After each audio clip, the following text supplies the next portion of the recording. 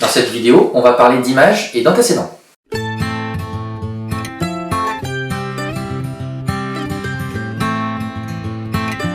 Alors comme on va parler d'images et d'antécédents, on va forcément parler de fonctions. Déjà, il existe plusieurs façons de représenter une fonction. 3 pour être précis. Tout d'abord, il y a graphiquement, et dans ce cas, on va utiliser un repère.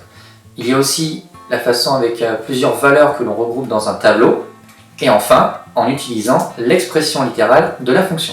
Maintenant, comment déterminer les images et les antécédents d'une fonction avec ces différentes représentations? On va commencer avec la représentation graphique. On va prendre un point A qui a comme coordonnées 2 et moins 2.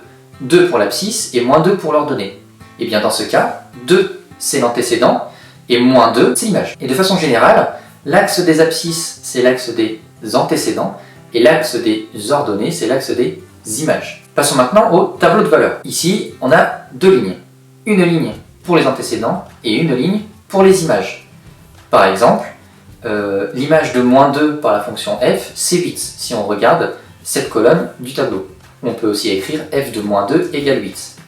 Si on cherche l'antécédent de 7,2 par la fonction f, c'est 4, il suffit de regarder la colonne correspondante, et on peut écrire f de 4 égale 7,2. Il nous reste maintenant à traiter le cas de l'expression littérale. On va prendre l'expression de tout à l'heure. Si on cherche à calculer l'image de 3 par cette fonction, il suffit de remplacer y par 3, et on fait le calcul.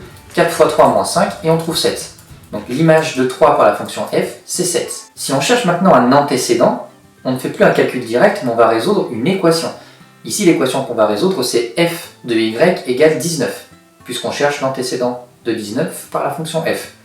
F de y, c'est 4y moins 5. On va donc résoudre l'équation 4y moins 5 égale 19. Ici, on va ajouter 5 à chaque membre de l'équation. Il va nous rester 4y égale 24. Il nous reste à diviser par 4 de chaque côté, et on trouve y égale 6. Donc l'antécédent de 19 par la fonction f, c'est 6. Voilà, on sait maintenant déterminer les images et les antécédents d'une fonction parmi ces 4 façons.